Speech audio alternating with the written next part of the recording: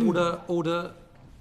It is our public evidence session on Ukraine 1,000 days on. On behalf of the House of Commons Defence Committee, I'd like to give a very, very warm welcome to Dr. Patricia Lewis, former Director of International Security Programme at Chatham House. Also, Orysia Lutsevych, the Deputy Director of the Russia and Eurasia Programme at Chatham House. And also to Air Marshal Edward Stringer, Senior Fellow at the Policy Exchange and former Director General of the Defence Academy. Thank you very much for agreeing to come before the committee. And just to set the scene, I think since the illegal invasion, the full-scale illegal invasion by Russia, according to the BBC and in cooperation with two other independent Russian media organizations, the level of death and destruction is shocking. Around 150,000 Russians are estimated to have been killed in the conflict, with a further 250,000 to 300,000 seriously injured. And also the Ukrainians have suffered huge loss of life, estimated to be around 1/2 to 2/3 of those numbers. And we're also now aware, sadly, about the escalation with thousands of North Korean troops on European soil, and Russia having recruited hundreds of individuals from Yemen, as well as mercenaries from India and Nepal, often forcibly. So with that context, I'd like to just start off in terms of the questions. As things stand, what are the most plausible outcomes for Russia's war in Ukraine by the end of 2025? Dr. Patricia Lewis, maybe you'd like to start on that, please? Thank you. Do I need to press a button? No. Great. Thank you very much. And thank you very much for the invitation to come and speak. The plausible outcomes are for there to be no outcome. That's one possibility, that it continues like this at enormous cost to all sides.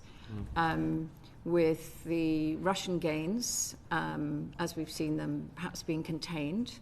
Perhaps there'll be gains and losses in the way that we've seen at the margins of the areas where they're fighting is hardest, and perhaps little breakthroughs here and there from both sides. That is one possible outcome, a sort of continuing hot war at enormous cost in lives, enormous cost in the economies of both countries, and of course to the supporters of both countries. You mentioned North Korea, the Houthis, the Nepalese, the Indians, and so on, all sacrificing themselves for this terrible war. Another plausible outcome is for and this seems to be an increasingly likely given the change in government coming in the US, and I would say the situation on the ground and the sustainability of it sustainability of the previous possible outcome I mentioned, and that would be for a negotiated ceasefire. And then, of course, there are other possibilities which are, I think, less likely, and one would be a complete Russian win, taking over Kyiv in the way that they had intended in February 2022. And I think that will be resisted fiercely by not only Ukraine, of course, but all of Ukraine's supporters. Okay. And then the other would be, of course, a Ukraine win driving Russia out due to perhaps some crisis in Moscow. There's a whole range of possibilities. I'd just like to address the issue of a potential ceasefire. And I don't know if this is the right time to do that.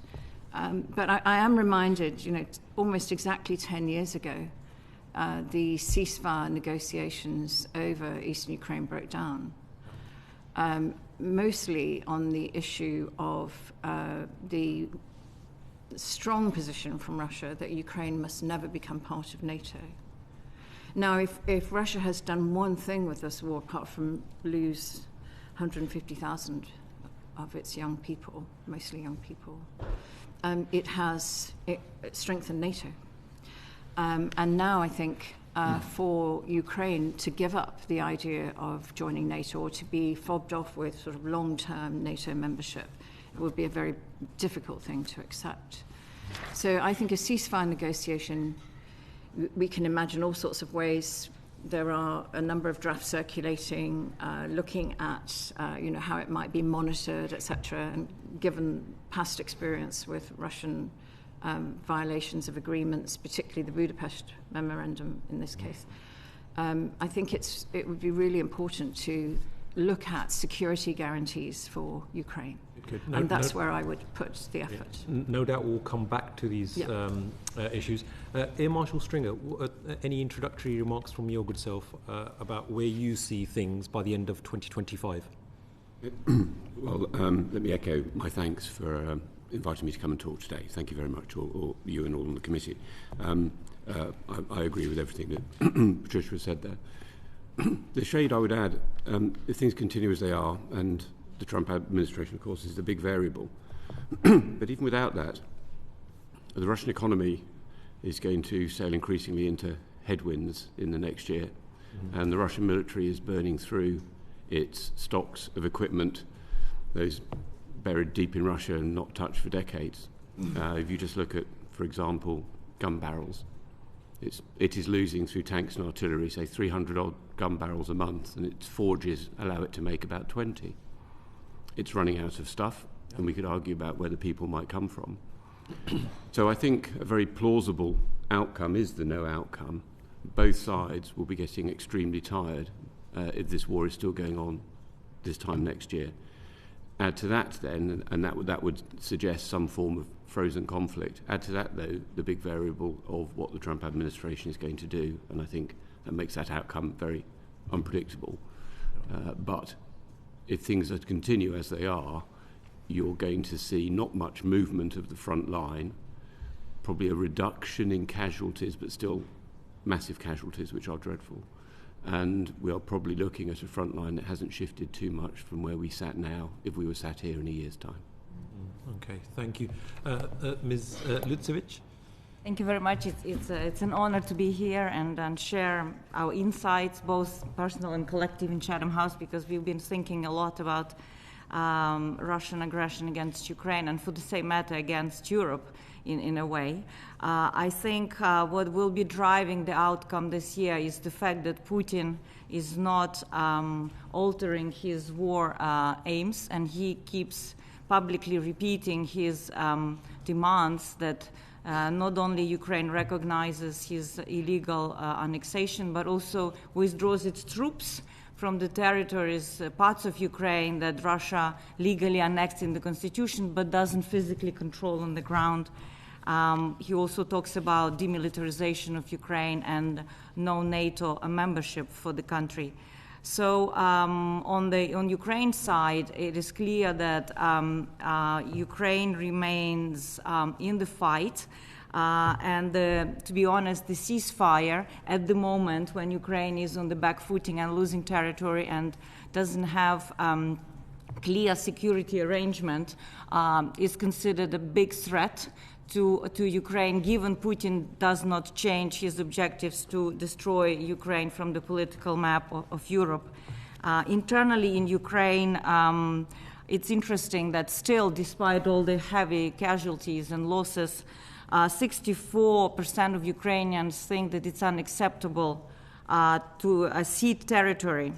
But again, that number would decrease to 42 unacceptable if there is a NATO type or NATO membership for Ukraine.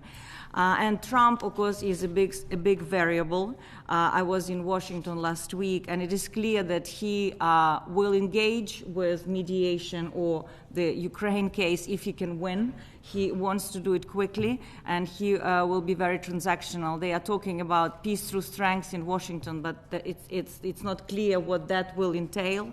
The call from Ukrainian leadership to European allies is actually to formulate a proposition to Trump what it is Europe is prepared to do to secure its its future by making sure Ukraine can end this war on the best possible outcome for itself. So I think everything remains in flux, and a lot will depend. Nothing is predetermined, but depends on these variables in Ukraine, in Europe, and in Washington. Thank you very much. Calvin Bailey, I believe you wanted to come in there. Thank you. Just going back on some of the remarks you've made then, under current dynamics, which of the specific outcomes do you think will be the limit or will help us arrive at the outcome that you think? So is it military? Mr. Stringer, or Ed, you spoke about material and people, or is it the economic,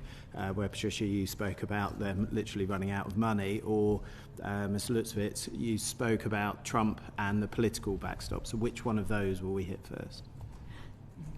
One of the above, really. It'd be very hard to... So I think military is obviously the most significant, and that takes the money. And it would also take President Trump being behind that. Now, one proposal that's been moving around for a while is that President Trump would offer essentially a deal to Putin, but if Putin were not to take it, he would then support Ukraine much more strongly. And that would be the counter-offer, if you like. That would be you'd have the carrot of a DMZ, almost Russian-controlled Ukraine. So it'd be not dissimilar, perhaps, to West and East Germany back in the Cold War, possibly like Finland. I mean, there are different models which could be negotiated. But the alternative would be a strengthened Ukraine by President Trump's administration, and that would be the stick. Now, whether or how President Putin might see that, I think, is the most difficult thing, because it's very hard to see how he might be able to portray that as a very big win for him. But he could, perhaps, if he were helped to do so. Mr. Lutsevych? So I think all of the above, to be honest, all of these drivers matter. On the military, of course, Ukraine specifically has two tasks. One is to continue defense, and especially air defense, because we see a horrendous bombardment campaigns that I don't think we've ever seen in history of warfare, where Russians are using 10 types of different drones and flies over 1,000 long range per day, specifically most recently targeting energy generation that powers nuclear power stations, and that is intentional effort to basically put Ukraine in a blackout mode, but also endanger the whole of the world, to be honest, with such reckless behavior. On the other level of capabilities, I think Ukraine desperately needs to reconstitute its battleground capabilities with armored vehicles, with continued supply of artillery, just to hold lines. It's important to understand that Putin is trying to take key economic assets away from Ukraine, such as enriched coke mine that supplies 80% of Ukrainian metallurgy, and also rare earth minerals that are located in that basin. So people in Ukraine are seriously discussing how to improve mobilization. They understand that they've taken a lot of cost of attrition, but they need to reconstitute force. There is a discussion, perhaps not from the 18 years already to mobilize to the front line, but from 22. This is a serious discussion.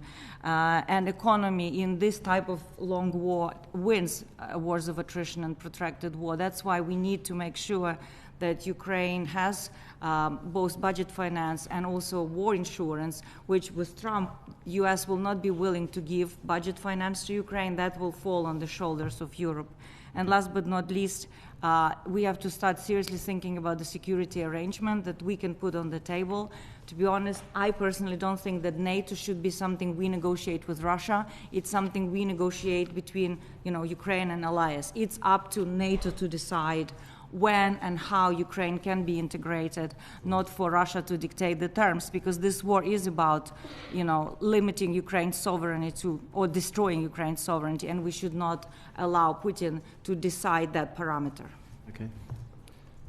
Well, Trump is already having an impact now. Zelensky talking about casualties. And in 2 months' time we'll know the full extent of that. If no other factors changed anything, then this is a sustainment race through 25 to keep going. And I think you can point to, I'll defer to Patricia here, but those economic headwinds get very strong for Russia at the back end of next year, and that's when it really starts to run out of military equipment. But can Zelensky keep the fight going with questions of mobilization? So those are the balance. And around Trump, what will all the other Western allies do? If one could free up the permissions around ranged weapons and start supporting the defence base of Ukraine, which is proving very imaginative and innovative in what it's doing with what you might call poor man's air power, cruise missiles at a fraction of the cost of what we would spend, but very effective. Look at the explosions in the ammo dumps at the back end of September. If we were to allow Ukraine to take the fight into Russia and fight at the depth that we, NATO, would fight, then that would alter the dynamics on the battlefield significantly. Okay, so those are the factors that we would have to consider that would alter the the equation as it stands today. That sequences very nicely into our next question then. The West placed limits on Ukraine's ability to fight through the constraints that we've placed on the weapons that we have given them. How have these impacted their ability to fight, and how critical is the introduction of US ATACMS and Storm Shadows in shifting the battlefield dynamics? Okay. Go ahead. First on that one. It has been significant, but it's been too episodic and too small scale. So it's been significant enough to show the world that it could be more effective. And when you look at what the Ukrainians have managed to do, say, in the Black Sea, where without a conventional navy at all, they have pushed the Black Sea fleet back to Novorossiysk on the eastern side of the Black Sea through clever use of intelligence, long-range weaponry. After all, who thought the Storm Shadow was going to be an anti-maritime weapon and take out submarines? But it has. The trouble is, those are clever science projects that need some stitching together, and they happen once every couple of weeks. They need to be happening 3 or 4 times a day. And there needs, therefore, I would argue, to be a better coordination around the operational planning and the defence industrial base to provide Ukraine with the material that it could best turn into that sort of sustained effort. And if we could then see it as part of a joint campaign, and I would say there could be some help in military education and training there.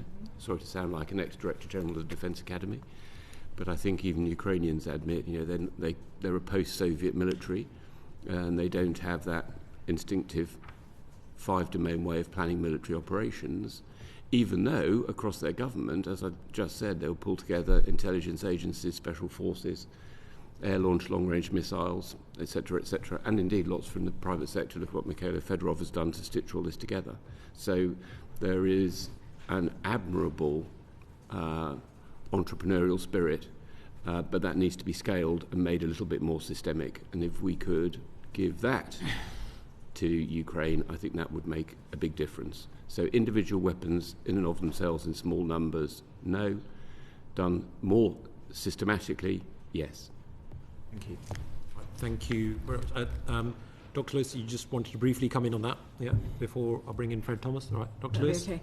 Just to say that since early 2022, there's been a very sensitive calibration that has been going on within NATO countries, and particularly the United States, about making sure that this war was not seen as NATO versus Russia. And this calibration was what was holding back air defences, combat aircraft, and long-range missiles, and allowing deep strikes into Russian territory. That red line has been broken, but I would say that there are still some big issues about that. We saw the Russian response with its test of its new intermediate range missile, which is dual capable. That was probably going to take place anyway, but it was nonetheless timed in order to do that, I would say, at that particular time, in order to send that message.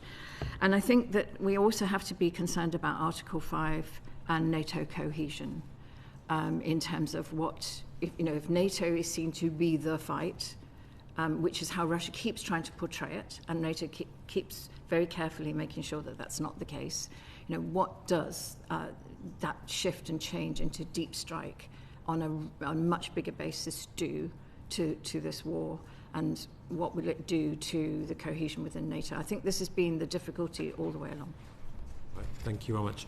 And just a polite note to the panel. There is no necessity for every panel member to answer each question, because there's quite a lot of area to cover by 12:30, so there will be certain questions which only one panel member may wish to answer. Fred Thomas? Thank you, Chair. I'll direct my questions. But Dr. Lewis, you brought us on there to talking about this idea of activity, sub-threshold, the deterrence balance. And I would like to discuss Russia and Russia's potential future activity. Clearly, Ukraine's incredible resistance has been enabled and supported by Western support. And there's a complicated matrix and calculus going on about how far to go with that support. What's happened recently, you alluded to Russia using its kind of new type of missile system, which you call dual capable, i.e. it could take nuclear warheads, as we understand it.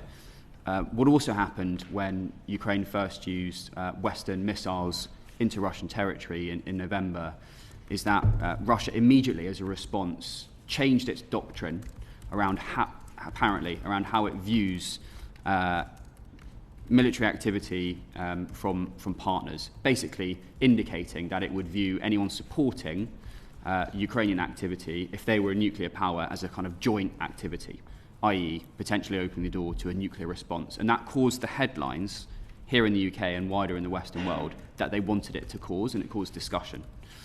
My question, and I'm going to come to Dr. Lewis first, is what are the next things on Russia's kind of list of activities to make the West concerned about continuing or increasing levels of support to Ukraine? I think one of the issues that we've been grappling with is how serious do we take the Russian nuclear threats that have been made, right? You mentioned the doctrine change. That wasn't an immediate response to the use of missiles. That had been in development for months. And in fact, it takes us back to the pre-2020 Russian doctrine. So it's a hark back to its old Cold War style doctrine, if you like, that it had changed.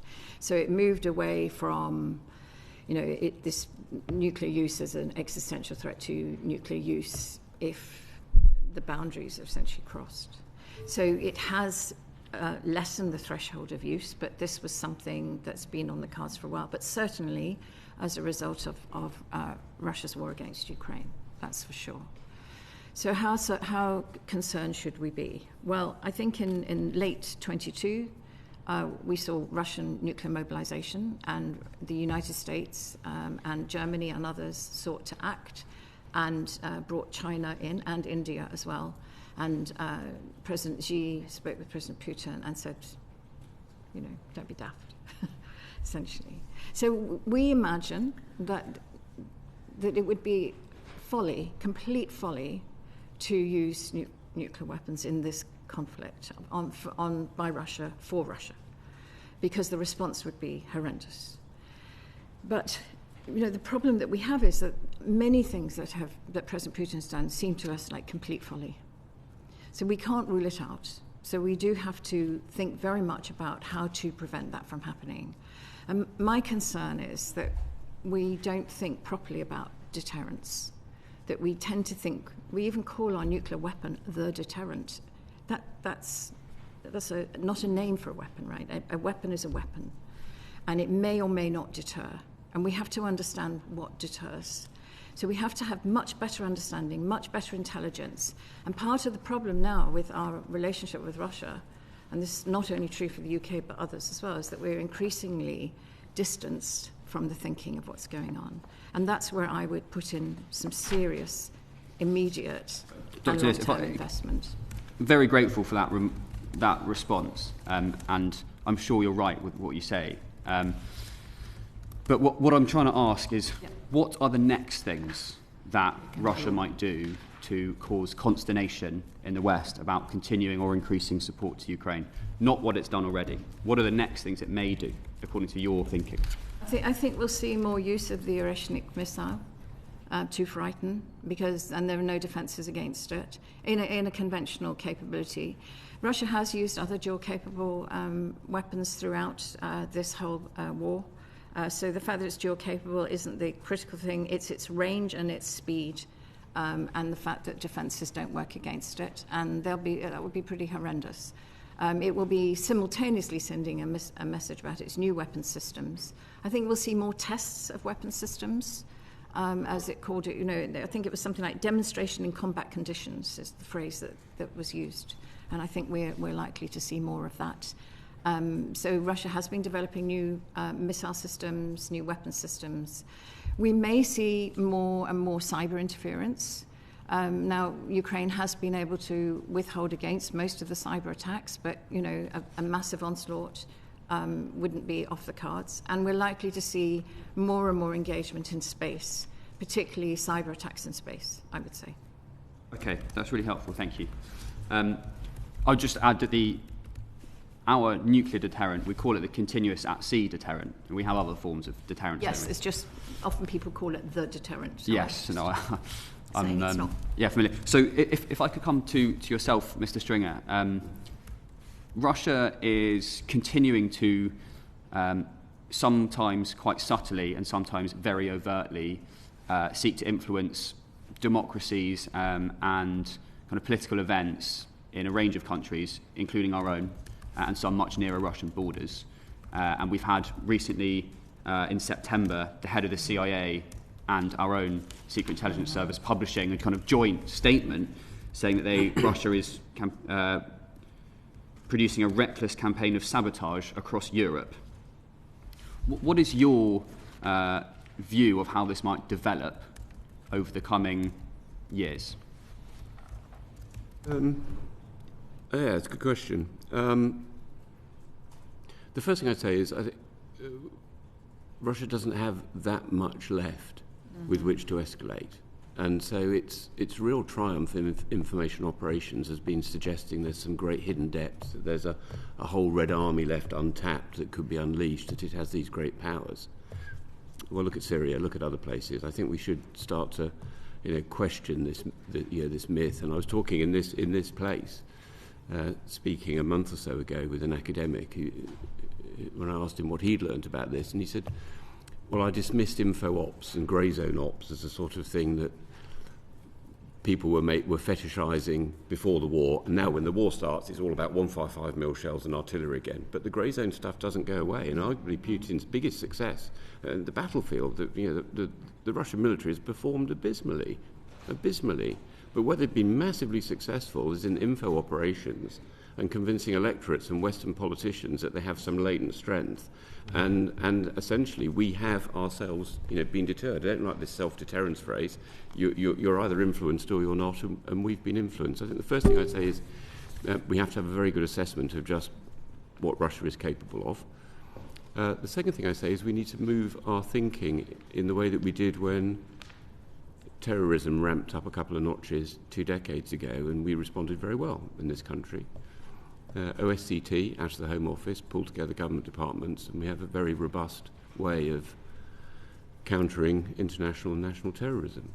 We need to do the same now across government departments to look at what our critical national infrastructure is before cyber attacks take down our railway system or something like that. And so my final thought on that, and things we could do, is I know the team doing the Strategic Defence Review will be thinking about this, but of course it's a Strategic Defence Review, not a Defence and Security Review.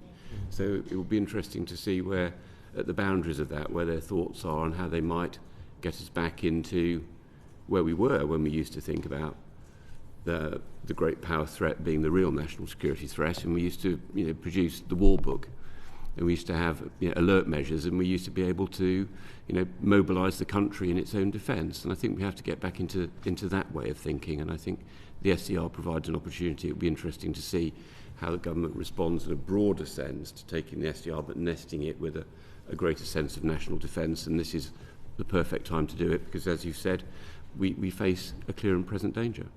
Thank you, Raj. Alex Baker, please.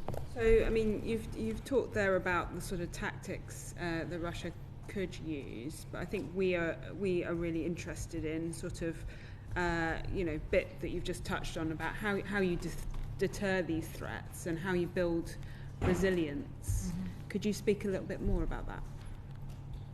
I think resilience is understanding your weaknesses and being able to do something about it. So therefore you deny your enemy the chance to make your life hard, or you make it very difficult for them to do it. We only really have to go and look at our joint expeditionary force partners who have been living just across the border from Russia forever, as long as their states have been constituted, I should say. And they have much better civil defence programmes than we do. And it starts off with educating your people. First off, to understand that there is a threat, and then to be able to do their own bit. First off, in just countering hostile disinformation and knowing how to contextualise it and not find yourself afeared from the word go. And then you have to fold in those elements that, mostly in the private sector, that run your critical national infrastructure. And in places like Sweden and Finland especially, those running their critical national infrastructure take part in national civil defence exercises and know what they would do in wartime. And all that makes them a much harder target. And it deters the opposition from having a go because they're not sure they'll be successful. And then they would look a bit silly. So I think there are good examples from our allies around Northern Europe from which we could learn really quite quickly. Can I jump in on resilience, if you don't mind? Because we've been working quite a lot in Chatham House trying to understand Ukraine's resilience and published several papers. And what we observe is this kind of whole of society approach is really working. I mean, the downside of Ukraine is weak institutions, so people in a way are not expecting much from the state, but in that what seems like external weakness of governance lies Ukraine's source of resilience, which is now using, the silver lining of this horrible war is that you have society and state and local communities working together. And we've seen in the first days of war when the local mayors were, taking initiative, were prepared on the ground. So I think learning also from Ukraine of kind of pillars of resilience that range across preparing for human security, preparing for information channels to be ready at times of crisis.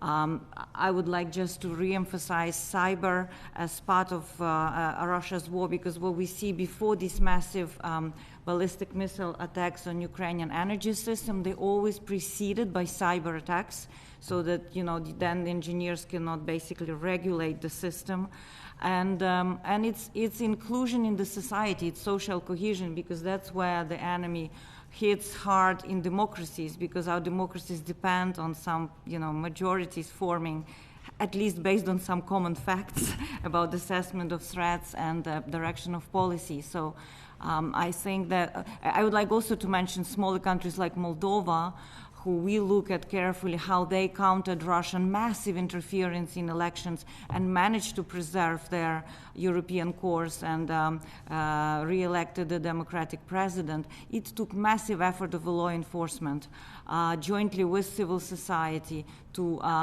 deter these gray zone operations to obstruct the country. So obviously everything you've said to this point is all just speaks to the fact that we're just dealing with countless levels of uncertainty. Obviously, the Strategic Defence Review is the big opportunity to really put ourselves in the best possible place.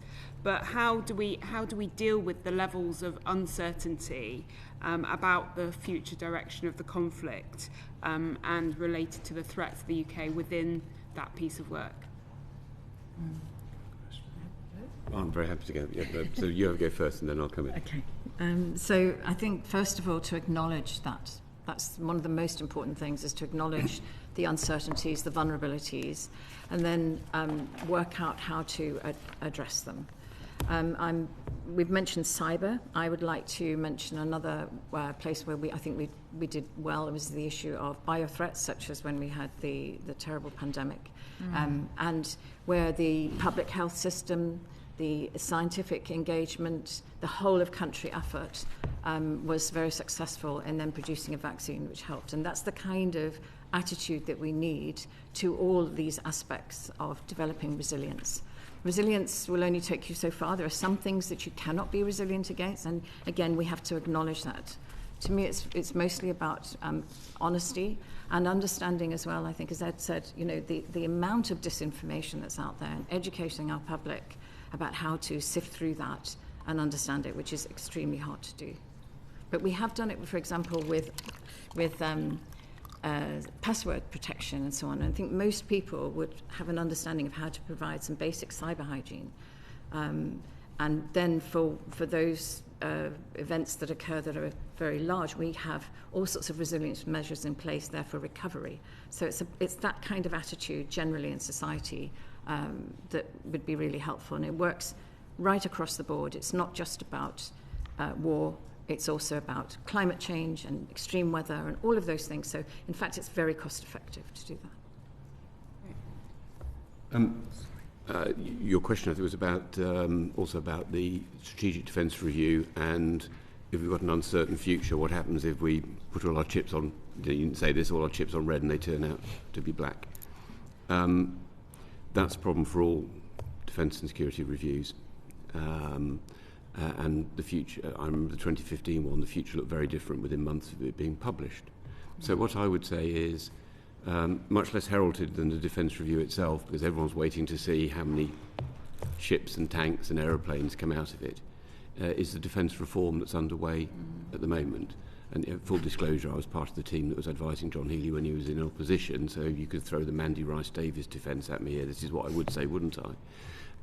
But the defence reform is looking at giving a much more agile head office to the MOD, such that it is in a much better place, A, to implement the Strategic Defence Review and create a military that is absolutely designed around an integrated idea of how we defeat our enemies, as opposed to the three services going off and building a model of themselves that they would like to see in their own mind's eye. But also within a Department of State that's thinking more expansively, as we have just discussed. A Department of State that has to think about how it will be the War Office in the future, not just the regulator of the peacetime military and the adjudicator of the peacetime spend.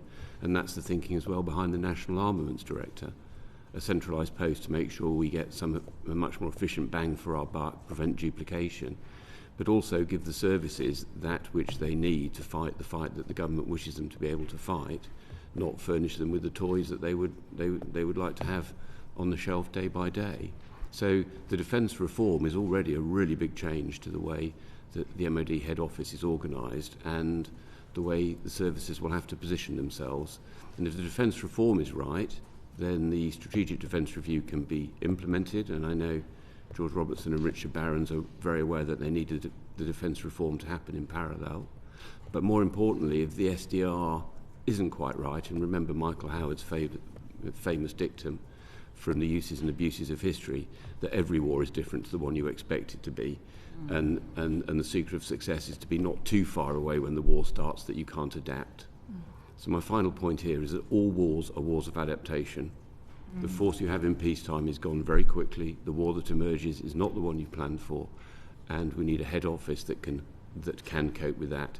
So I'd say your question is not floating a possibility, it's floating a probability. when we fight the next war, it won't be the one that the SDR is actually planned for. Hopefully it's not too far away, but the defence reform gives us an agile head office and services that can adapt quickly to an unknowable future. And I would add in procurement practices. Well, that's the National Armaments Director. That's why that's in there, yeah. If I might just add, so apologies to interrupt, but I think I agree there's a lot of uncertainty, but there's we have some clarity, and I think we should operate on what we see clearly. And what we see clearly with the Russian invasion of Ukraine is the convergence and support Russia gets from North Korea, from Iran, and so far tacitly from China.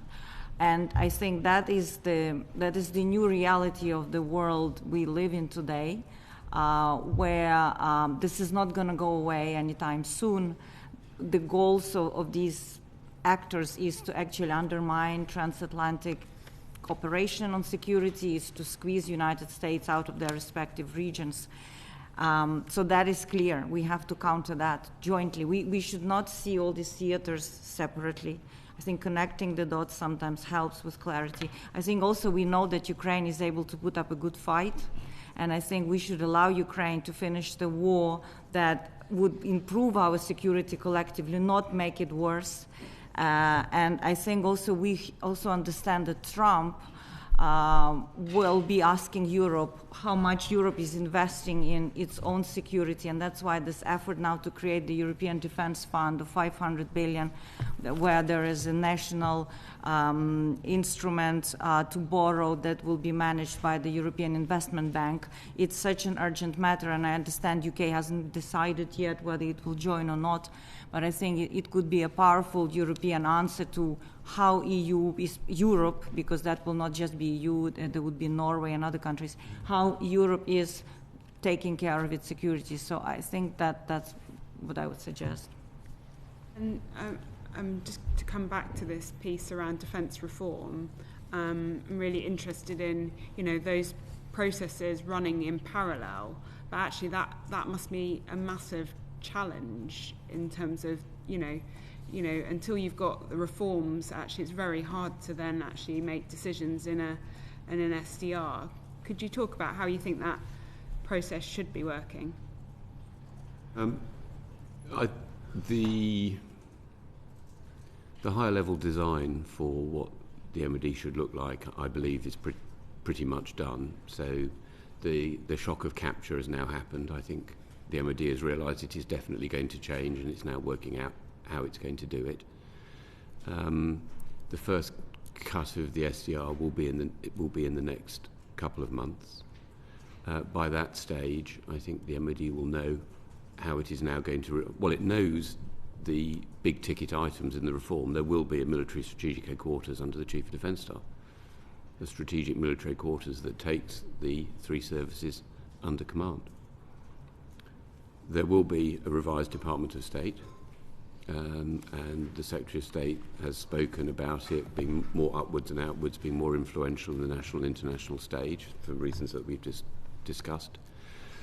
And the big change, which you alluded to, our National Armaments Director to shift the whole focus of procurement. Getting that person appointed, I think, is quite vital for when it comes to delivering the defence review. But all the other bits are in place and could be corralled very quickly. And I think we're just into the normal office politics of how quickly you can deliver the change. But at the moment, I think the defence reform is ahead just of the strategic defence review, but there isn't much wiggle room for delay. Thank you. Calvin Bailey, please. Okay, moving on to the effectiveness of British military support in Ukraine. Ultimately, we want to know what kind of military aid is most urgent and what should the UK prioritise. So, Mr. Lutsevych, with limited resources, however, what specific forms of military aid should we, the UK, prioritise, and how should we balance these choices against immediate Ukrainian needs and our own needs to develop and advance our own readiness? Thank you. I mean, I must say that on behalf of Ukrainian people, and I hear it all the time when I travel now, even during the war, how appreciative and how critical that UK assistance has always been from day one, and how the UK was always on the forefront of delivering various capabilities to Ukraine while other allies were reluctant or afraid of the escalation or paralyzed by inaction. So that is hugely appreciated. And that helped actually save Ukraine, the capital, in the first phase of Russian invasion when Kiev was really threatened. Now, of course, a lot of assistance that was provided, as we've discussed, was kind of slow, limited, and a lot of what has arrived, and I wouldn't be able to say whether it's specifically UK, but was not in a shape that could be immediately deployed to the battlefield, especially armored vehicles. What I think is needed now is massively invest in providing air defenses for Ukraine, because, you know, even if there is a ceasefire, Russia can anytime launch violate it and keep launching these combined attacks on Ukrainian cities and energy infrastructure. Of course, long-range missiles are key, and I think this is what we were talking. We need to destroy Russian capability to wage war at range, not at close combat, because Ukraine right now is fighting the worst war possible of the, you know, they have all the intelligence seeing what Russians are planning, but they can not effectively prevent it. Of course, partially they can do it through their own drone capabilities, which are increasingly growing in technology and scale. So the storm shadows, of course, are key. It's also the signals of intelligence and electronic warfare that is so important. And we see now increasing number of drones, rather than being shot, which is quite expensive, are being disabled by electronic warfare systems. It's engineer support and it's protection for armored vehicles.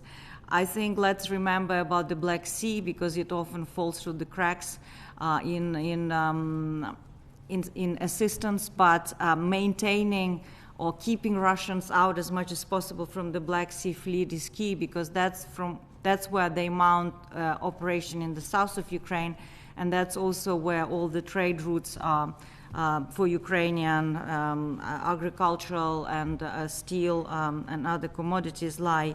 So it's key that UK keeps providing assistance as part of the Navy Capability Coalition for Ukraine in coast guards and demining equipment and training.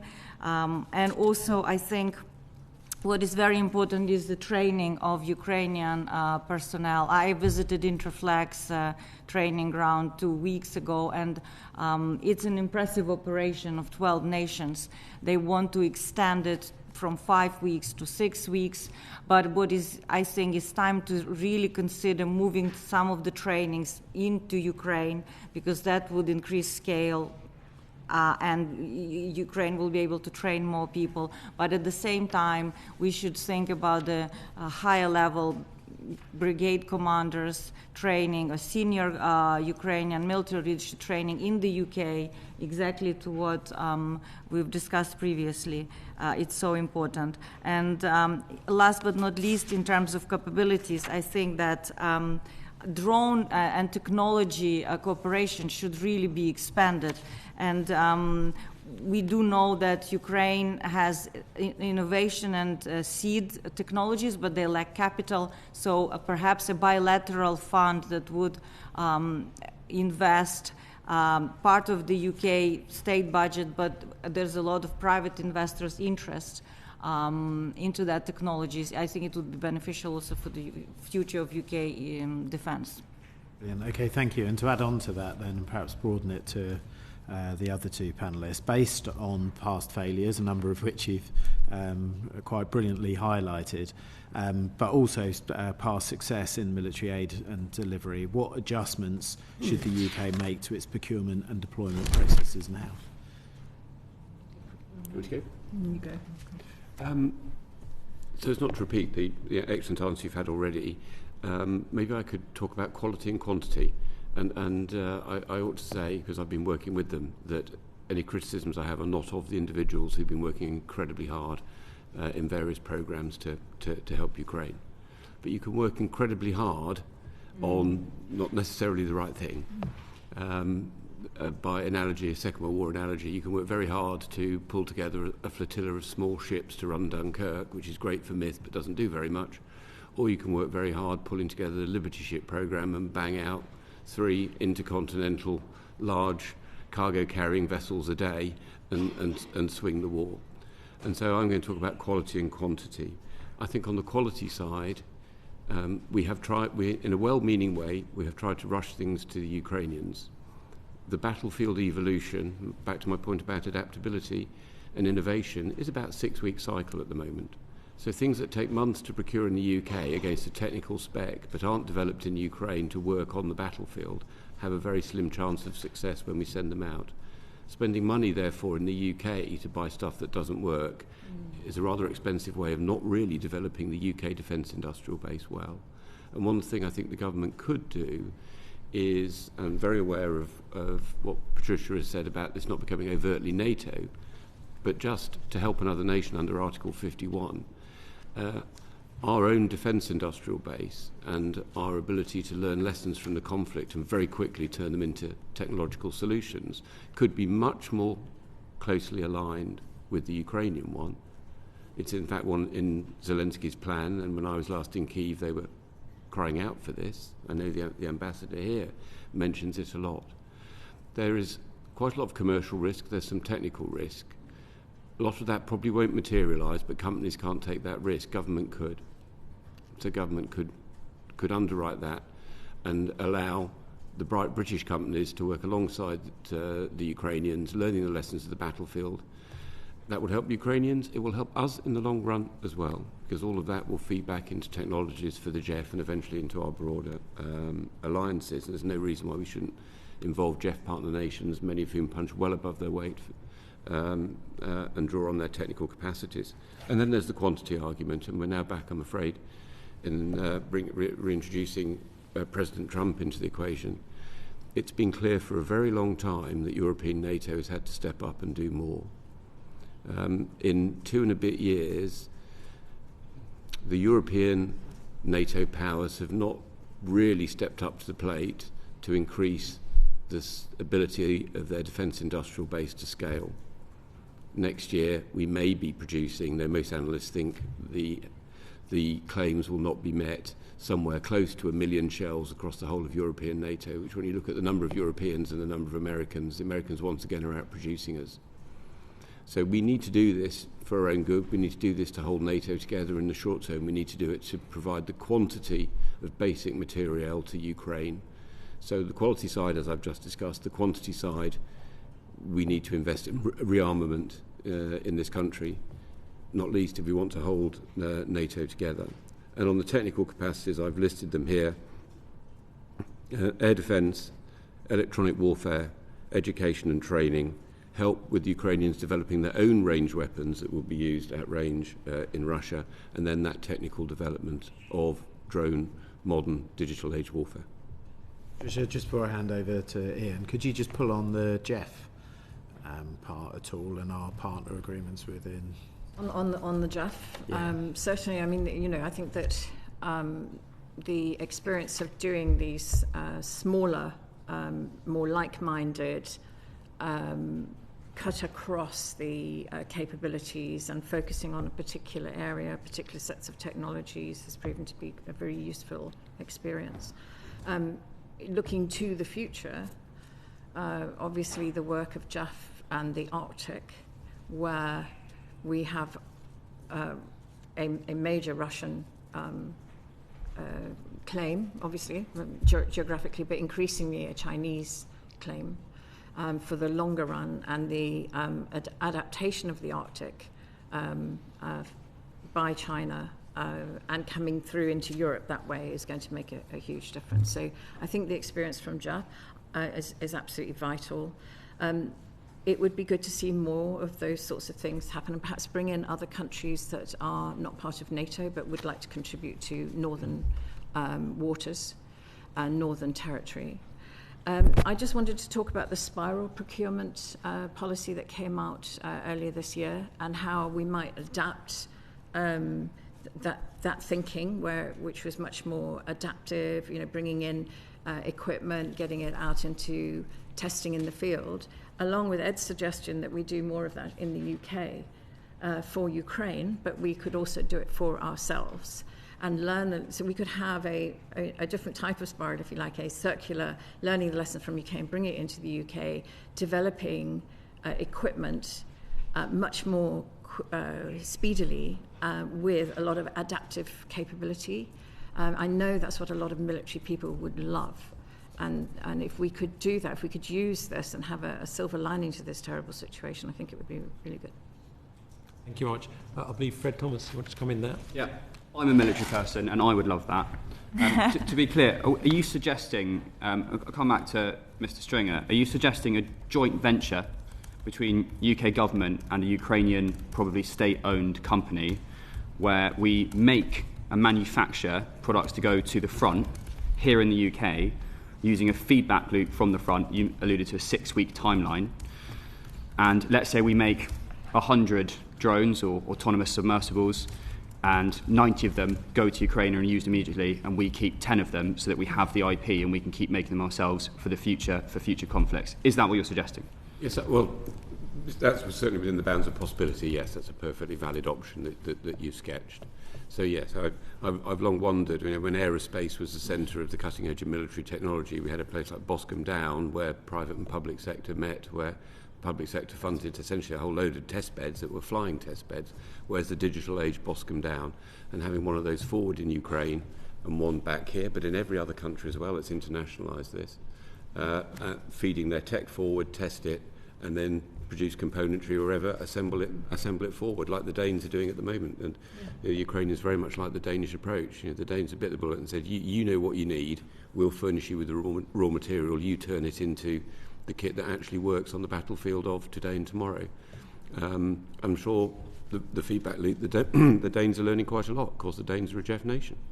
So there are things here as the framework nation that the Brits could do, and certainly the thinking on spiral development has formed both Labour's defence reform and the and this speaks to what Ed was saying about fighting the war you don't expect. It's about the adaptability of equipment that you've tested.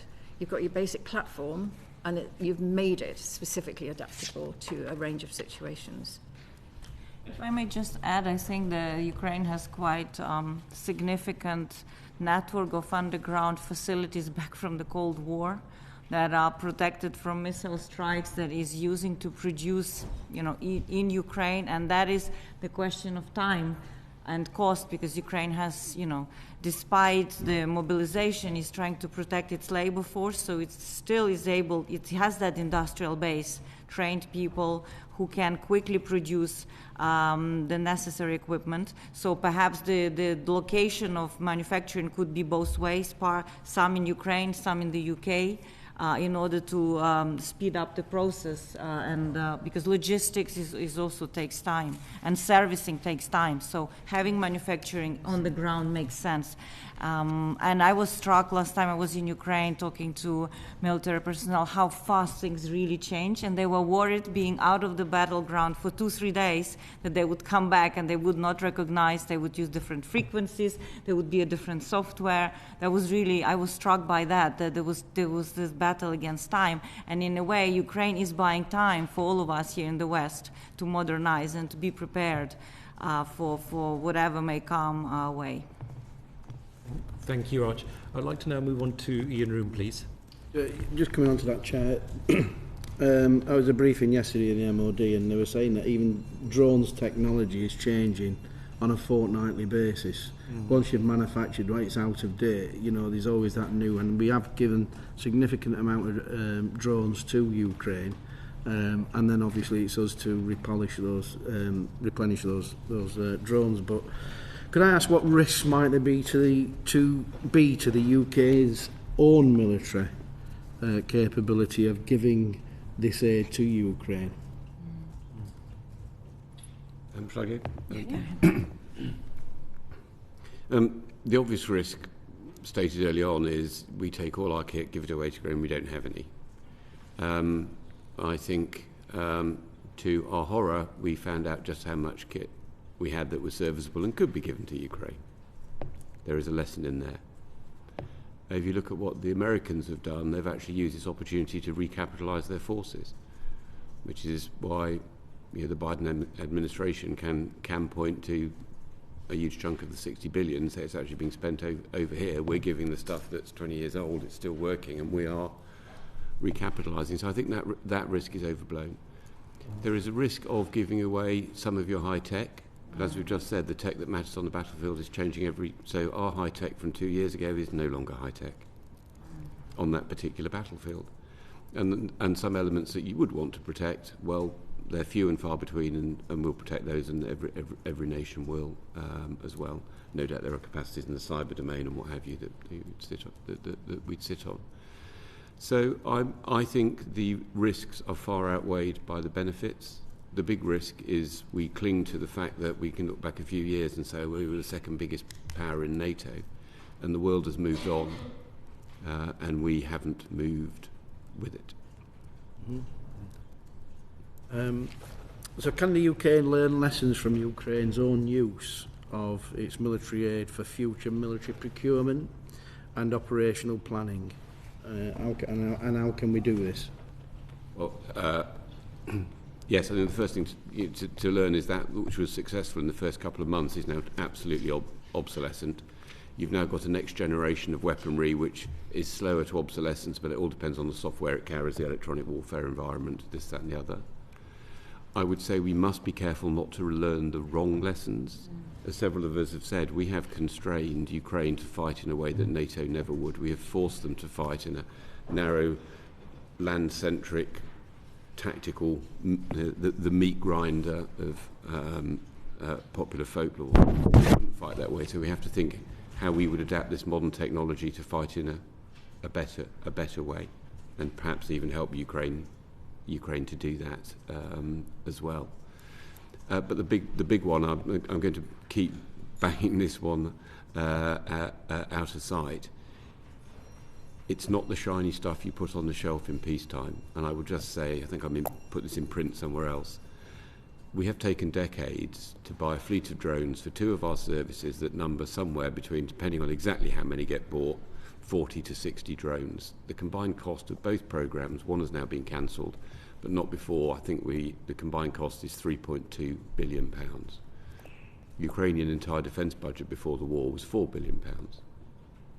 We've just said those things would last hours on the battlefield, and in fact, in their current construct, without the EW knowledge, they probably wouldn't last that.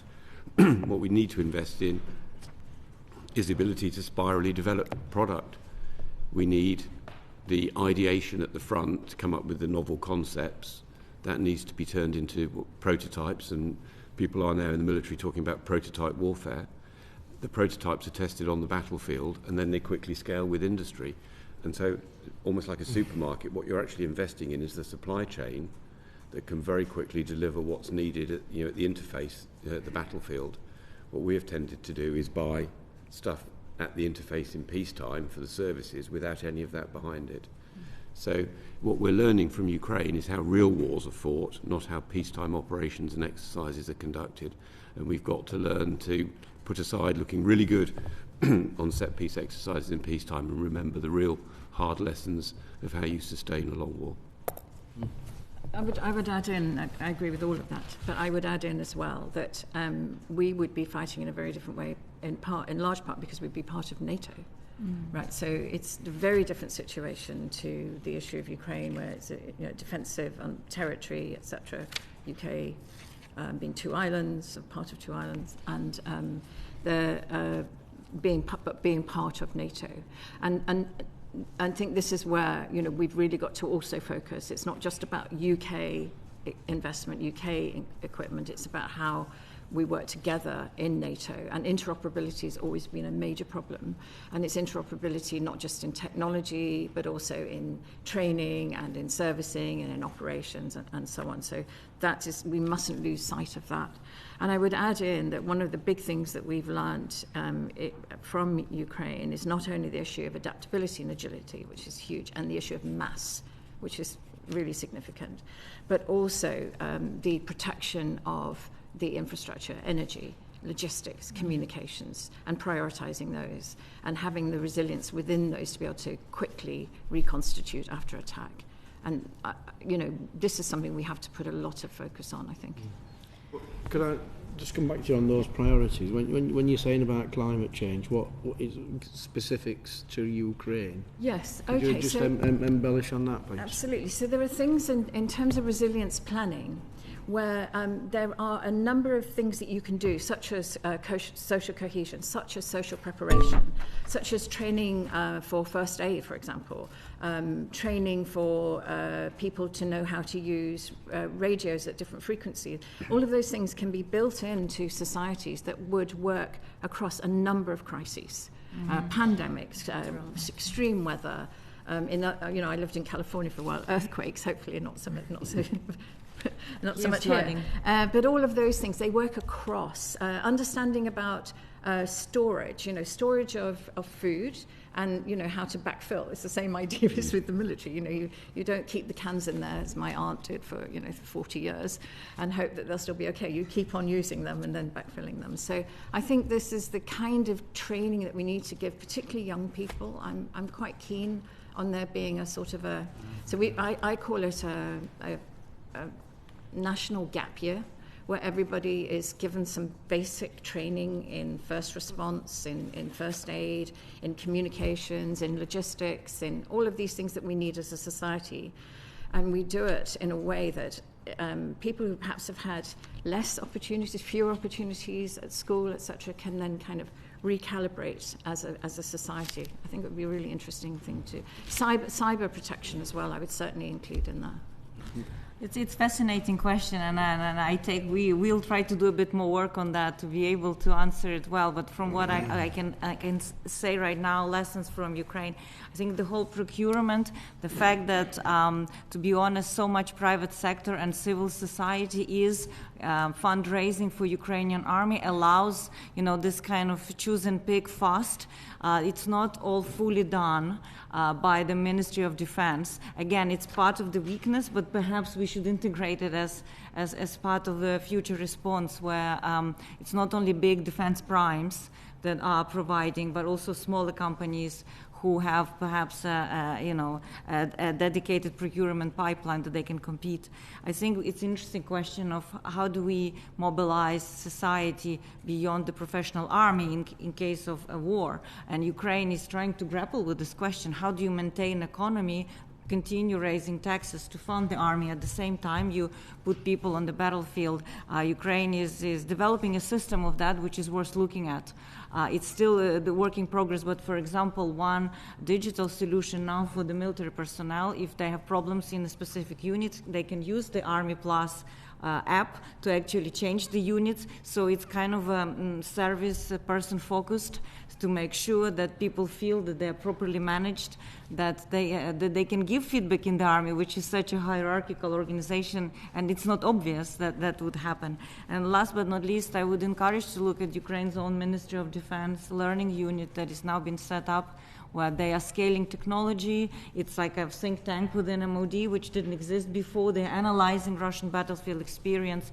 And within NATO, the newly set up NATO-Ukraine Joint Analysis Training and Education Center in Bydgoszcz in Poland would be a good place to have some of these lessons learned and integration taking place.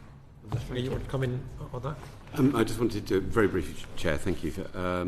It was to comment on Patricia's point about interoperability, and we can't do this on our own, absolutely right, but it's also to say that there are ways, and before the pandemic hit, we were well on the way to achieving what you spoke about through two vehicles. One, Allied Command Transformation, the NATO organisation in Norfolk, Virginia, where I was also not just Director General Defence Academy, Director General Joint Force Development, and therefore wrote future operating concepts and things like that. Those chimed with my opposite number in the Pentagon, and then of course I could walk them around the 9 other capitals of the JEF where they also chimed, and we learnt from the JEF. We wrote in it concepts of resilience, we learnt from the Finns, we learnt from the Swedes. And that was going somewhere. Now if you take 10 North European nations with you, who are now all in NATO, of course, with the ascension of Finland and Sweden, and you're aligned with the other major and really the leader in NATO, the Americans, then you're playing a really important role. And it's a good pivotal position. It's something that the UK can do, and it's something that the defence reform is organised around. The problem was always, previously, if that didn't try and what the services had a 10-year plan for what they wanted to spend their money on, it's sometimes hard to force them to do what might be necessary. So I come back to the importance of getting the defence reform done. I'd like to bring in Jesse Norman now, please. Thank you, Mr. Chairman. Panel, you'll be aware that Russia's received a lot of different kinds of military support since the beginning of the war, both from aligned nations and from putatively non-aligned nations. They might be drones from Iran, or missiles, or drones from China, or troops from North Korea, or basing support from Belarus, or allegedly troops from Yemen, components from India. Can you just talk a little bit about, in fact quite a lot about, what impact you think those different kinds of military support have had in supporting Russia and their effect on the course of the war? Right, I can give it a go to start with. I think that, clearly we are in the stalemate. It's the war of attrition that we are talking about now, that was created as the result of, on one hand, at the beginning of the year, delayed U.S. assistance. You may recall that, half of this year, Ukraine basically had no U.S. assistance coming as it was blocked. We keep forgetting that moment. So Ukraine was already in a situation where somebody saying may await in the future with Trump cutting assistance. Could you just dwell on that for a second, Orysia? Just talk for a second about what the impact of the blockage or the delay of U.S. support was on the ground. It was significant. Of course, what it meant that Ukraine could not get the HIMARS, missiles. It could not. It allowed Russia to reconstitute, to train its force to make another push that we are seeing now evolving. It also led to the fact that the air defenses were weakened, and we have seen this massive bombardment of energy infrastructure. That what Russia achieves is to destroy Ukraine's economy, as we talked about, and depopulate Ukraine by these kind of vicious attacks. So that had a quite negative effect. But Ukraine actually, thanks to assistance from a lot of, partially UK, but Nordic countries, Finland, Sweden, Denmark, managed to sustain, and Czech initiative to procure 155 artillery shells, managed to stay in the fight.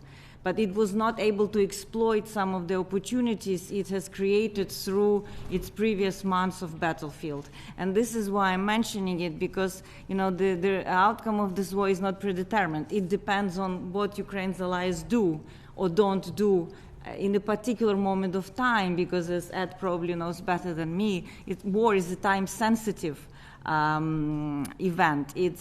Things are very flexible and are moving, and the enemy is exploiting any pause or vulnerability on the battlefield. So just to be clear, so the effect of the US blockage or withdrawal temporarily there was to create a strategic weakness because Ukraine was incapable of dealing with evolving strategic threats, to block the linkage between the US and the front in Ukraine from an evolution of warfare standpoint, but also to prevent it from exploiting opportunities it would have taken itself. And it's quite important to get that in the record and well understood, it seems to me. I would agree, and also it prevented it, I think, to mobilize, where Zelensky was reluctant to call in more men and women into arms when he knew that his storages are empty. And that was the moment to do it, but unfortunately he didn't have the kit. Can we turn to the other side then and look at what Russia's received and what the effect of that has been? Obviously, a big difference, it would appear to me, between the early phase of the war and perhaps the more China-enabled drone context of the... excuse me. I would look, first of all, for the what Russia's receiving in terms of their economy, in terms of other technical support. So, in terms of the types of sanctions that have been placed on Russia, they've managed to get around an awful lot of them through this sale of oil and gas, which is then, of course, bought back through, if you like, third countries, so that, in fact, they may be selling at a much discounted rate to what they were selling to, for example, Europe, but they're nonetheless able to sustain that, and then Europe's buying back the same gas and the same oil. So that's been a very big part of the undermining of the attempts to constrain Russia's military capability. The functional failure of sanctions regime. Yeah. Exactly. And then, because not every country agrees with these sanctions, of course, and they're deliberately supporting Russia in that way.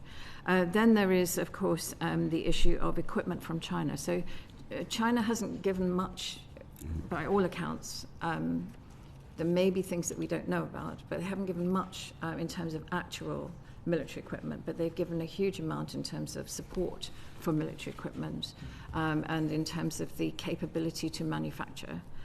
And I would say as well that, the Iranian drones, for example, which is exactly the sort of thing that Ed was talking about, which are so much cheaper, more adaptable, have now been essentially retrofitted, re-engineered, and are being manufactured in Russia. So there's been an enormous capability there.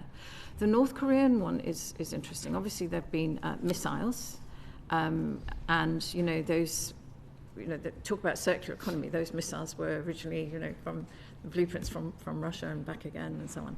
But the question is North Korea sent thousands of troops, probably around 10,000 troops. How will they fight? How will this be? And also, what happens back in North Korea? So North Korea seemingly has got technology from Russia in exchange.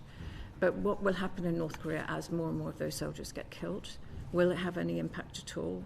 Given the instabilities in the region, what will be the feedback loop? And I would certainly be looking at that to see if there is any impact negatively in North Korea that it would be very hard for the government to be able to explain. Ed, did you want to comment? All I would add to that is when you take apart some of the Russian weapons, some of the essential semiconductors and whatever, I think it's about 90% actually come from Europe one way or another. So it's not China pumping this stuff in, and so there is more that we could do there to really crack down in our own backyard. Is there enough of a feedback loop where we go after the people who are actually selling this stuff or the people who are manufacturing it within Europe? The fact that it's continuing and you're not reading about people in the courts suggests that there's probably not nearly enough of it going on. And the oil and gas, absolutely. A lot of it ends up back here. The 2 points to make there, the general one is there's still a complacency in NATO gatherings. People still say, but we have allies and they don't. And never specifying who they is. But there seems to be quite a lot of support. And also from those unaligned nations who say, well, that's your fight. Are you having another fight in Europe that's having an impact on us? Why should we take sides, especially if they're getting cheaper hydrocarbons out of it? One thing we could do is crack down on the shadow fleet, though. And the shadow fleet of tankers. And my maritime knowledgeable friends and I tell me that we could be doing more to crack down on the shadow fleet and preventing that conduit. That's very helpful. If I may, just with your permission, Chairman, could we just touch a little bit further, just following up on Orysia's earlier point about the earlier blockage? The Kiel Institute's estimated that military aid from Ukraine's partners could drop by almost half next year. Can we just, relative to current levels, without being too melodramatic, can we just talk about some of the specific impacts that would have on the conduct of the war and on the capacity of Ukraine to sustain the fight itself? I think it will have very negative effects, clearly, and I think 50% of military assistance that Ukraine received was coming from the United States. The other 50 is all the European nations combined. So if Trump decides that putting leverage on Kyiv is easier than having leverage over Putin by pressuring Kyiv to some kind of a deal to end the war through denying access to military support, that would pose a serious problem for Zelensky and then Ukrainian and general staff, because as Zelensky said, we lack equipment to man the brigades, to train them and to provide. And the front line, it's a very long one, over 1,000 kilometers, that is interconnected, as you know, and Russians know exactly where to push in order to deny access through control of railway hubs to logistics. And there could be a risk of a frontline collapse if that such a big gap in assistance happens. That could also politically mean that Ukraine will have to concede to some a deal that will further undermine its nationhood and worsen wider European security. And I think this is where we sometimes dwell too much on the land war lines, villages taken by Russia, and forget the bigger picture. And the bigger picture is, of course, NATO was trying to prevent as much as possible for this war to be portrayed as the war with Russia, but the global, so-called global South, non-Western societies already see this war as the war between United States and Russia. And what is more disturbing, they believe that Russia will prevail and win. And that power projection of both United States and its allies will be seriously damaged. In a way, I could say that the worst thing already happened for Ukraine. If Ukraine collapses, the worst things are coming our way. Is there any expectation that if there was a breakthrough and the Russians got closer to Kiev, there would be a more resolute allied or supportive reaction? I would hope so, but we will have to have capabilities to provide that much assistance to hold on the lines. And this is where every day is precious, where the understanding the possibility of Trump's pressure on Ukraine, whether we are having enough production and training for Ukraine to maintain the front line, to defend the front line. Anyone else want to come in? Yeah, I just wanted to come in. So I think that what we're trying to do at the moment is project to 2025, and how we're envisioning the Trump administration and what they might do. So, from what we've seen with this particular approach, the focus will be on trying to end the war. Do it as soon as I get on, is what the future president has said. So how would that work?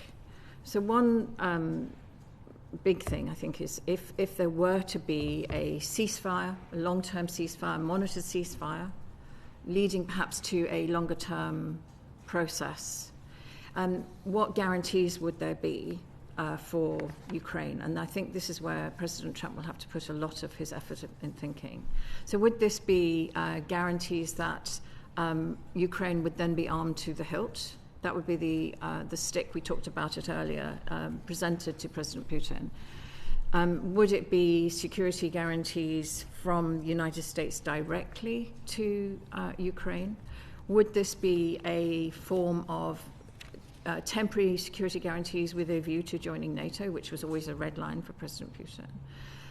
And also, one of the things that we need to think about too is how to sustain Ukraine to a point where perhaps the Russian economy would be really teetering to a point where it would no longer be sustainable within Russian society. And what would that point be? And could the Europeans be able to, if you like, front load that amount of money, that amount of support into Ukraine prior to getting to a point of collapse? I think these are the very big questions that we need to answer in Europe. Thank you very much. Thank you very much. Emily Buck, please. Thank you. Morning all. Just following on from my colleague's questions there about possibilities of reduction in military aid, what are the further implications if Ukraine is pushed into a ceasefire because of that reduction, along the lines of a settlement as recommended by Trump's special envoy for Ukraine and Russia? And in particular, what I'm concerned about is where he's wrote about Ukraine not being asked to relinquish the goal of regaining any territories, but that the diplomacy needed for them to regain those territories would be after Putin leaves office. What are the implications of that, if that's part of a ceasefire settlement? It's huge. Yeah. And you know, we can't predict any of this, right? We can, I think, put in place things to reduce the likelihood of some things. You know, the support for Ukraine being one of those. The understanding that first Ukraine, then others. That's another issue, that we have to learn the lessons of history in that sense. I think as well, it's very much about where the money best goes, and whether or not there are more intelligent ways that the Europeans could support Ukraine. And then Ukraine being part of that. This should not be a discussion without Ukraine's views being paramount. And I think this has been one of the problems within our own discourses, that we tend to, you know, think about it in much more geostrategic points of view, rather than understanding as well that this is a very big issue for the country of Ukraine, the Ukrainian people. So, I mean, I think President Zelensky has been saying that he understands that things are going to change in the coming year. That's a critical year. I mean, every year is a critical year of war. But in terms of President Trump coming in terms of the quite serious impact of the delay in funding from the United States earlier, I think that's been clear. And therefore, if you like, the gains and the sustainability of gains that had been made being much harder for Ukraine. And so what will happen then in the future, where Ukraine is being put into a much more difficult position? So whether or not we can see a pathway through to sustainability and then to the collapse of the Russian effort, or whether or not we sort of understand that this is the way it's going. And you know, the important thing always is to negotiate from a position of strength. And I think working out where your best position of strength is, where your optimum position of strength is one of the hardest things you can do in any negotiation. Because when things are going well, you always hope that they're going to go better. And so you don't negotiate then. And then when they go worse, you don't want to negotiate them because you're in a worse position. But your opponent does want to negotiate then. So we're always in this very, very difficult position where in the end some pressure would be put on, probably from the United States. I think what I was keen to try and explore as well, Dr. Lewis, and thank you for that, is the implications for the people who will be living in those territories and how they will actually feel about that and what their reaction would be if that was a settlement. I think you're absolutely right that there's a myriad of implications, and I spoke a little bit by the way it will be perceived for America, but since we're in the UK Parliament, I think it's important to understand what will be the implication for UK's security, and I think there's a unanimity of European and US intelligence and defense circles that Russia is preparing to mount a military operation against NATO in the future, right? And the median publicly released assessment that it may happen between 3 and 5 years. If Russia is able to, you know, it will not be legally recognized, but de facto controlling territories of Ukraine that it has newly occupied. It will exploit resources from those territories, including rare earth minerals, what it can. It will mobilize by force Ukrainian men to the Russian army, because this is what they've been doing in the occupied Donetsk and Crimea, to protect his own people in Moscow and St. Petersburg. Putin prefers to, you know, militarize Ukrainian children on those occupied territories into the soldiers of the Putin's army. And I think we'll give time for Russian army to reconstitute itself and keep being threat to the rule-based order and to European security. Now, there are also implications inside Ukraine which are very important, and that means that a ceasefire from the position of weakness would actually be a very, very threatening situation for Zelensky personally, because of those high costs that Ukraine has paid for the war, and if there's no serious security treaty for Ukraine. He will be blamed for ending the war in a bad way. And I guess let's remember it's the 30-year anniversary of the Budapest Memorandum that, you know, hangs like a big shadow over Ukrainian heads. And the two smaller clouds are the two Minsk protocols that Ukraine has signed and from 2014 until the full-scale invasion. And what Russians will do, believe me, they will insert more pressure internally in Ukraine to destabilize any agreement that they will sign in order to wreak havoc inside Ukraine, in order to make it non-governable, and in order for it not to integrate with the European Union and NATO, even if there will be an integration, because we do know every NATO member country has to have a solid, you know, defense reform, Ministry of Defense, civilian oversight over its military. And this is the worst case scenario. It's a kind of a gray zone. Ukraine is left in limbo. No investors are coming. This is plan B for Putin if he cannot fully subjugate Ukraine. Thank you. I don't know if you wanted to add anything here, Marshal? I think I've been ticking them off, actually. Let's go through.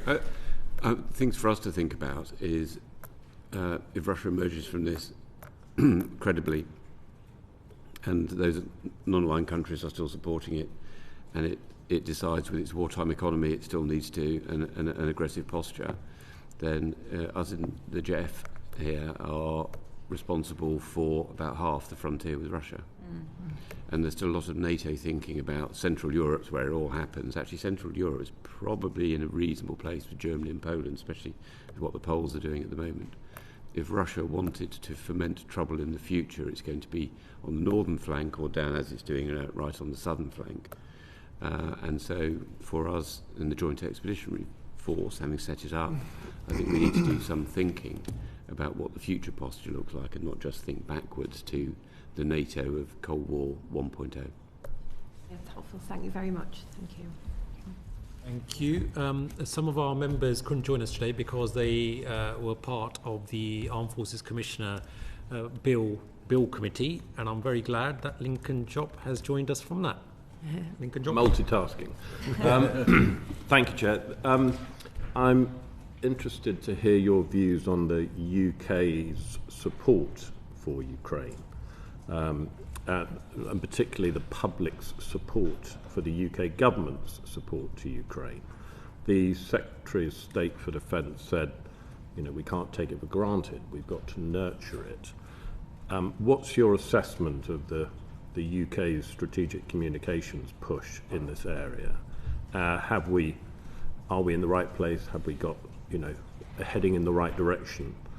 Conscious, of course, that we will be buffeted by other voices in that debate. Well, I think overall, you know, living here and being here, I see huge solidarity among people with Ukraine, opening their homes and, you know, really feeling empathetic to the suffering of Ukraine. I think my explanation, it comes back to the Second World War history of UK standing on its own for quite some time against Hitler's Germany. And I think, but we should not hope that this will last forever because of the competing priorities on economic, you know, difficulties, partially caused by Russian invasion with prices going, and partially post-COVID period. So I think, given the fact that there is this natural tendency to support Ukraine, I think it should be harnessed more through the way of connecting how Ukraine security is linked to European and UK security. Because the constituencies should be in support of increase of defense spending at times like that. And I think we are not often explaining how Russia is already waging below the kinetic threshold the war on the UK soil. And I think that's, it should be perhaps made more clear why and how investment in defense will protect, and how British public is a target. Because, you know, I think in a classical understanding of warfare, people think it's between the military, somewhere on the battlefield or somewhere in the sea. But we see how Russia wages a total war against Ukrainian society, and this is part of their military doctrine. And I think preparing society that it will be a target in case there is a war is so important. And I would like to see more emphasis on that. And not only to scare people, but to explain, like Patricia was saying, what they can do, how they can defend themselves, to equip them to stand by and to persevere in their resistance. I would agree, and I would add in to that it's been fascinating on the disinformation side that comes from Russia, that people in the UK have seen that it was a Russian invasion of Ukraine. And that from the very beginning, so the idea that Russia's been putting out that somehow it was all Ukraine's fault, it was all NATO's fault, that hasn't washed very well, I have to say, in the British community and in other European communities as well.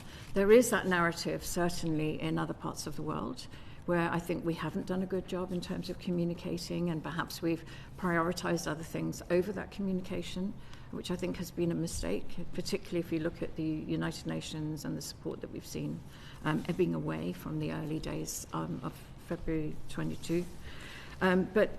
So I think that's really been important, that the invasion of Ukraine was seen as illegal, quite correctly, and that Putin was the bully, or Russia was the bully.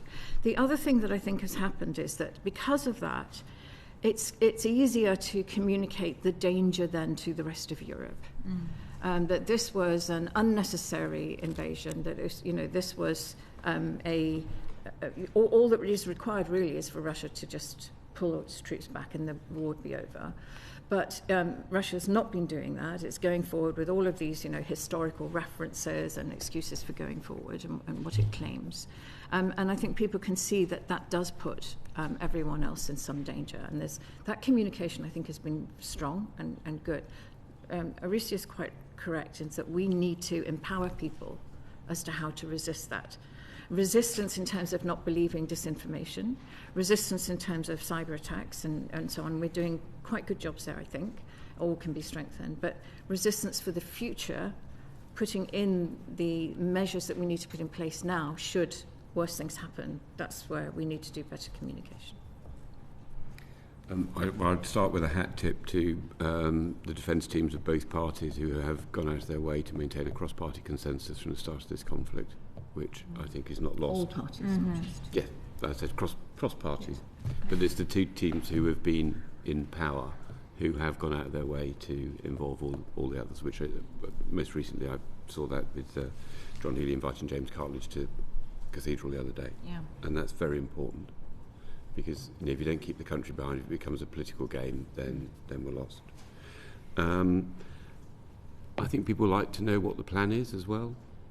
And we've always fought shy of saying what the theory of victory is and what victory looks like. My friend General Ben Hodges keeps talking about this when pointing at the Biden administration, and language that says as long as it takes seems open-ended, not to do whatever it takes to achieve a positive outcome, and that would change the rhetoric.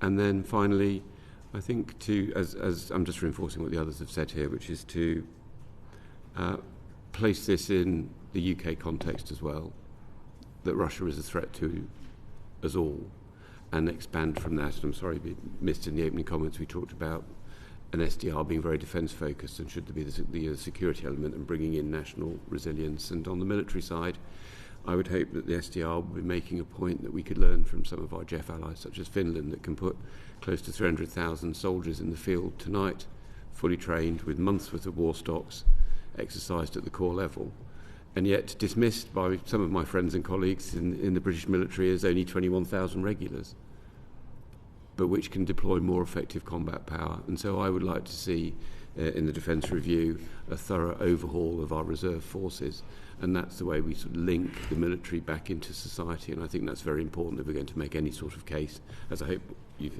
heard all three of us have, for some form of rearmament. I mean, without wishing to sort of appear totally supine to the will of the President-elect, we do potentially meet a fork in the road.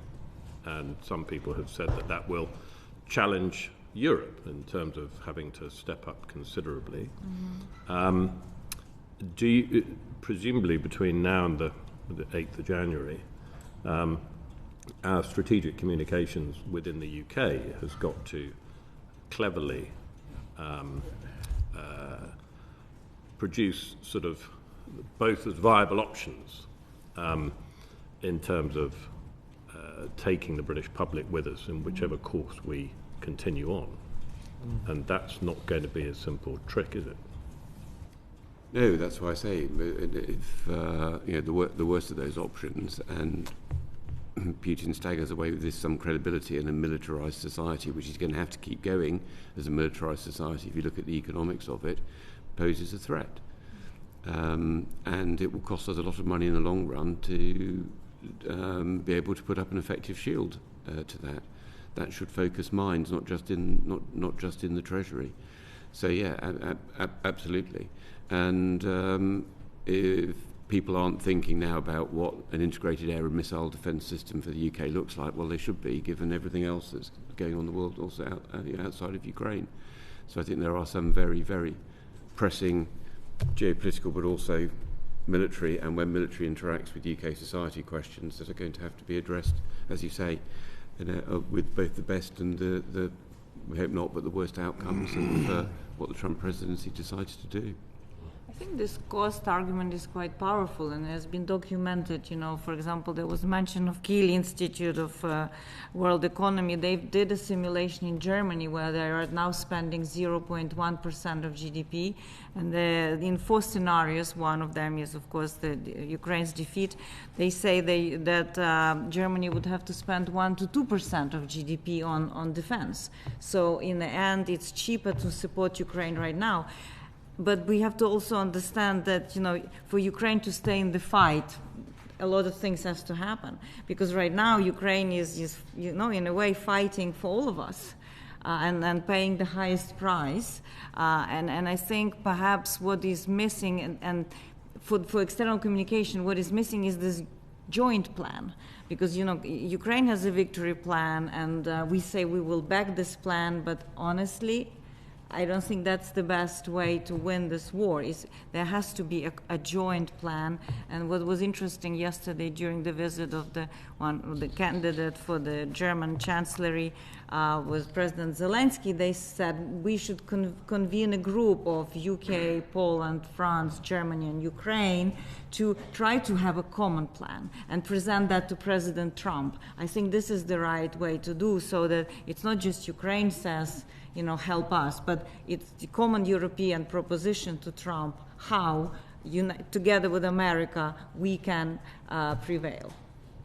I certainly think that given, I won't use the word turmoil, but turbulence in the French and German political systems at the moment, and absence of ability to set a budget, that the UK might find itself pushed forward within that quadrate, relationship over the next few months. In a way, where UK was at the start of the war, it was in the forefront. It was the leader in explaining what is possible and backing it by some capabilities. Thank you. Thank you, Roger. Yeah, just to build upon that, I completely agree that we cannot take public support for granted, and we've seen fluctuating levels of support. I mean, whether it's here in the UK, I've got a similar exercise in trying to convince my own Slough constituents, let alone others in the UK, about the need to continue that support. We've seen what Lincoln Job just mentioned regarding France and Germany. I mean, Germany is the second largest contributor after the US, and according to a survey there in January 2024, or at the end of last year, that those who felt that military support for Ukraine had gone too far has now grown from 28% to 36%. And I think perhaps it was no surprise in August of this year, then Germany announced that it would be reducing its military aid by 50%. And likewise, in France, according to the polls there at the beginning of this year, only about 20% actually favoured increasing military support, while 39% felt that the level of military support should decrease, and even for some of the respondents was to cease.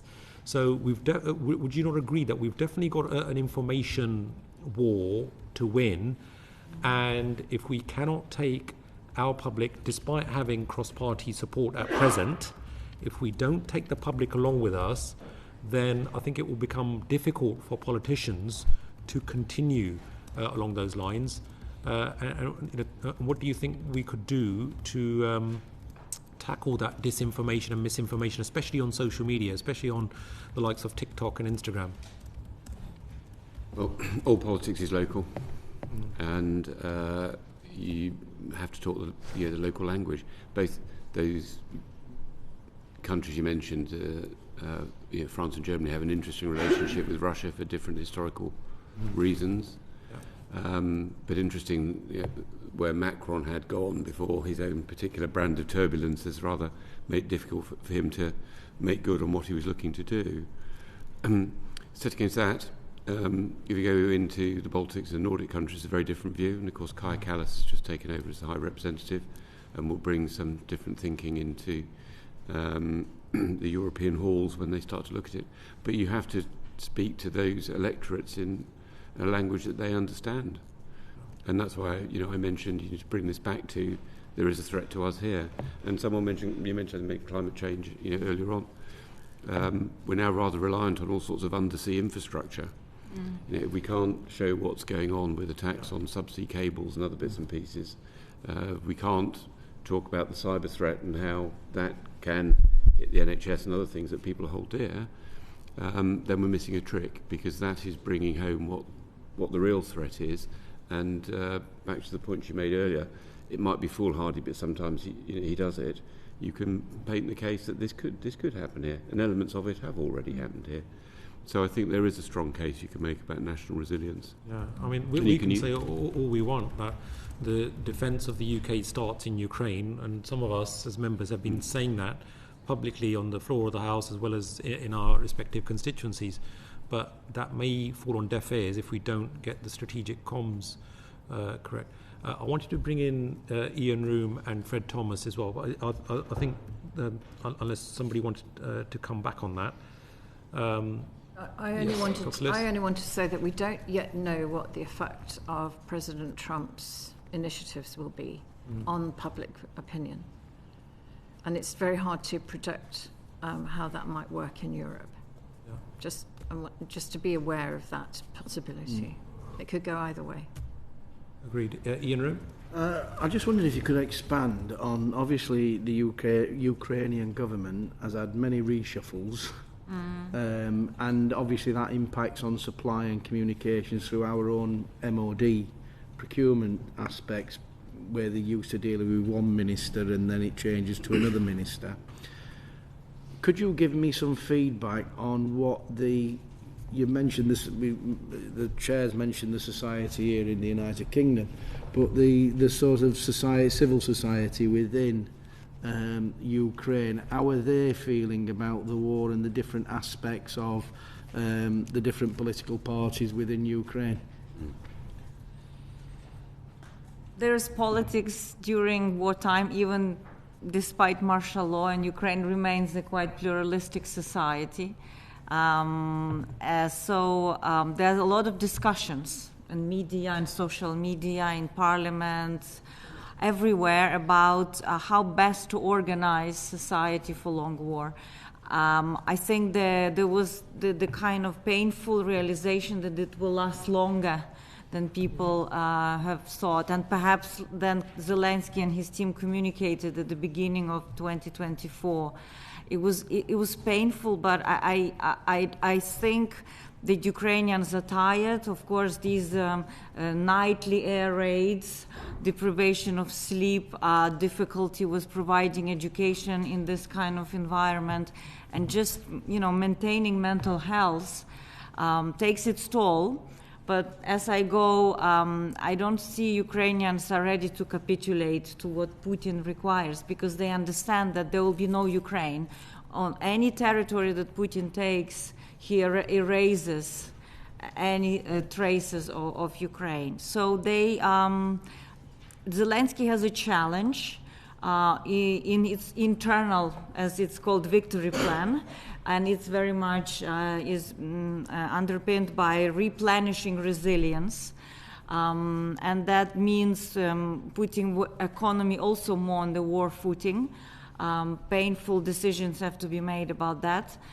He was criticized by the opposition about how mobilization was organized, about instances of corruption in the mobilization units, about border guard corruption and some men of conscription age escaping. But what gives me hope is that Ukraine has a culture of this, contested discussion. And civil society, for example, had a quite significant meeting with the president of Ukraine, all those working with volunteers, providing for the army, about how to improve, for example, the system of recruitment. They gave their ideas, and some were already turned into action points, like the one I mentioned about the switch between the different brigades that was enabled. So this is where I see the Ukraine is such a good partner for the West, because it is modernizing in wartime, which is very painful. It's implementing a lot of reforms needed for EU accession. And let's mention that, because that is significant victory for Ukraine already, the fact that it is on the future membership track. And European Union gives quite a positive assessment along all the sectors of reforms in wartime, and that includes the security and defense. And that is specific of interest to us, is to make sure that there is accountability in contracting. There are questions to the current Minister of Defense in effectiveness of running that state procurement, but he is under very close watch, as I said, of Ukrainian civil society, parliament, and investigative media, and the system is changing. And that includes also right now the new initiative to protect property rights for new technologies. In order to offer something to allies, you need to have a proper regulatory framework inside Ukraine, and I know that it's a priority for the president to make sure that that's put in place. Good. I wanted to bring in Fred Thomas quickly as well, please. Thank you, Chair.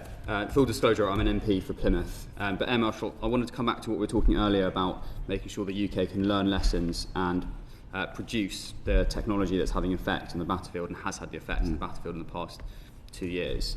Now, it's open source that marine autonomy has come on leaps and bounds in the past 2 years, and we've seen the Russian Black Sea Fleet move around the base of Crimea. Specifically, what can the UK do to make sure that we've learnt from that? Because you've spoken about the defence industrial strategy, defence reform, the security and defence review, and we've had Lord Robertson and General Robbins, and we've had the Secretary of State for Defence in front of this committee. But specifically, do you think we as the UK should have a centre for marine autonomy in somewhere like Plymouth so that we can develop those capabilities ourselves? And that's what Lord Robertson suggested in front of this committee. Good place? Well, it's a very good place for all sorts of reasons. Yes, and I chaired one of these 3-day conferences for transforming defence with some very high-power speakers and some from industry, and there was an ex-Royal Marine who's got a very interesting company doing a lot of this. And I think we need to harness that. Once again, we had something like this up and running in 2020, and a programme we got up and running, Integrated Warrior, had 122 companies at Shrivenham, from small SMEs, startups with a slack handful of people, to the big ones, the big primes. And we're trying to get their R&D merged with the ideation that should come out of a vibrant, we talked about it already, the military strategic headquarters, looking at genuinely novel concepts, what's your theory of winning for the future, and then merge the R&D from industry, maybe encouraging certainly the primes to be a little bit more, take a little bit more risk in putting private venture money in, where at the moment they can be quite risk averse, and develop that R&D along with the military test and evaluation and the stuff that goes on, as you'll be well aware, at places, DSTL down at Porton Down, And we were on the verge of creating this quite vibrant ecosystem when the pandemic and other things got in the way. I think there's a great opportunity on the back of, and I would like to see an independent lessons learned process for Ukraine. And I think there's an opportunity when the SDR is published and defence reform happens to make sure that that of which you speak absolutely happens. And I'd already mentioned it, hadn't I, when I talked about what's the digital boss come down. Well, an offshoot of that is its maritime wing down at Plymouth doing wonderful things in your constituency. Yeah, people should feel the benefit also of all this investment in defence and security, that it's not just somewhere in the outer territories, but it's here in the UK ground. Well, I think the context is we're an island nation. We're part of the Joint Expeditionary Force. There is, of course, a sea channel from here to Russia, and we need to think about the future. What would be absolutely catastrophic and unforgivable is if in 5, 10, 15, who knows how many years' time, we're dealing with a different situation to now, and we have not properly been able to produce the type of capabilities that are having effect now, because if things don't change, we won't be in that position.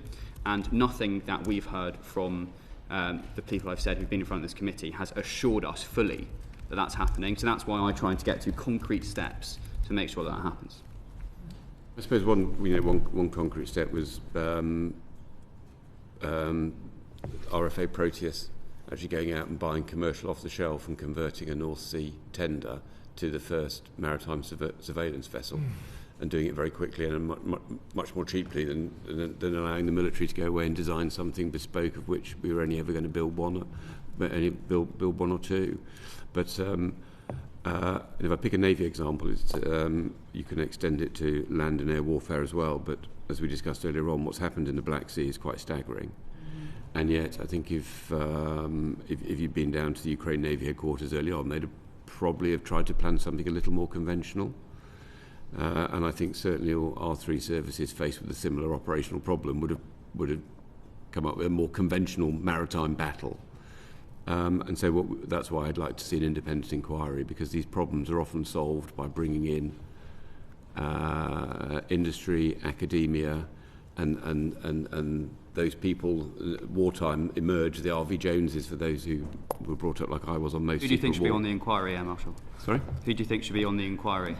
Well, I'll give you some names afterwards. But, thank you very much. On that note, I'd like to thank your good selves very much, Dr. Lewis, Mr. Stringer and Ms. Lutsevych. And thanks to some military discipline from members, we have finished just in time. Thank you very much. Thank you. Order. Thank you.